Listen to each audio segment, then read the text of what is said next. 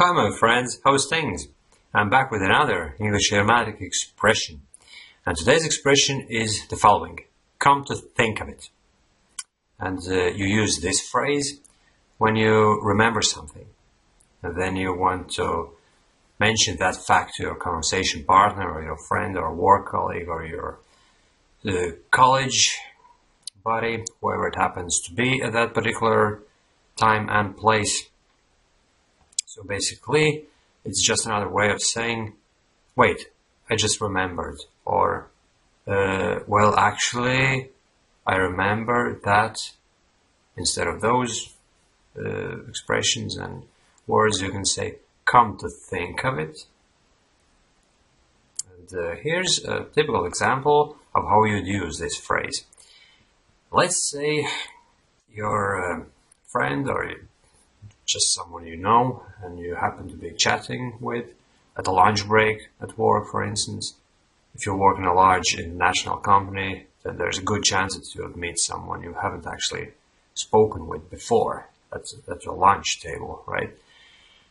So that person is telling you a story, and then it strikes chord with you, which is another English idiomatic expression actually, meaning that it makes you remember a similar situation, rekindles old emotions, old memories, and they surface up. So basically, he's telling you something, and that makes you remember similar experiences from your past. And then you can say, well, actually, come to think of it, the same thing happened to me. The manager you're talking about was actually quite rude towards me, and it actually constitutes bullying, I think.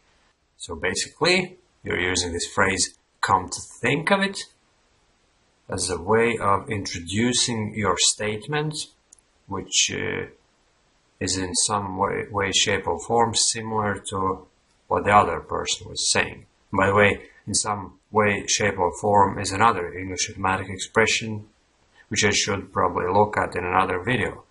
But my speech is so full of these expressions that I can't possibly be making videos looking at them all, because then all I'd be doing all day long is just sitting down, recording videos and posting them on YouTube.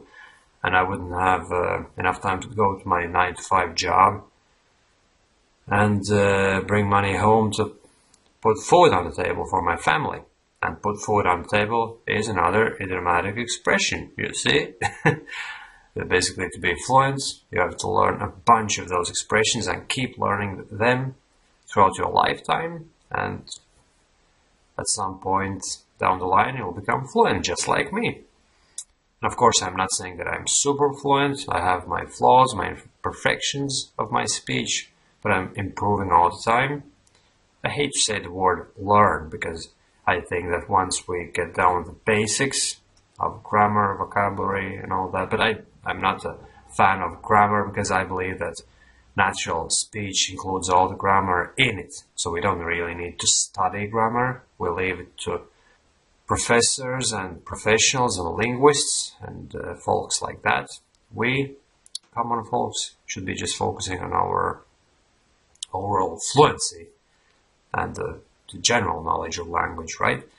So basically, I believe that once we get the basics down, we stop being learners, we become improvers. But you see, the term improver is not really a valid expression. It's a word I coined myself because I haven't heard anyone else using that word, improver. But that's what I consider myself to be, and just about anyone else visiting my blog and watching my videos, because you guys already speak quite well and your general knowledge is decent. It's just you need to improve your fluency and ability to express yourself fluently at all times a little bit, you know. So that's what we're focusing on, and we're all improvers. But I'm not taking the high moral ground. I'm not telling you, listen, I've achieved my fluency and now you losers, you don't know anything, and I'm teaching you and I'm telling you what to do. No. I'm perceiving you as my friends, as my equals, because that's the only way to treat other human beings. You know what I mean? I'm not arrogant at all. because I've gone through all those terrible fluency issues myself. I've been there, I've done that, so I know what it feels. I've been in the same boat as you guys. So believe me, I know what it feels like when you can't speak properly despite knowing deep down inside that you can, you know?